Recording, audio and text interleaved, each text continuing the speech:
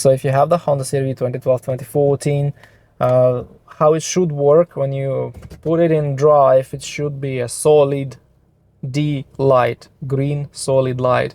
When this light starts flashing, it means there are codes in the transmission control module and there are problems with the transmission. Not exactly the mechanical problems, it's maybe electrical problem like some wiring or connection, or maybe software problem. But anyway, there are some issues in the transmission control module and they need to be inspected. Unfortunately, it's not enough to just get a simple code reader, because these code readers, they always communicate only with the ECU or engine control unit.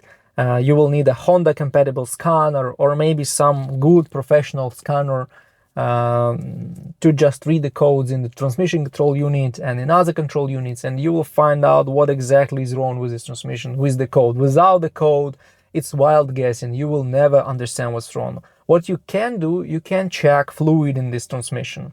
If you have the 5-speed automatic transmission, you will also have the dipstick that will allow you to check the fluid level in these transmissions. And this is the only thing you can do on your own.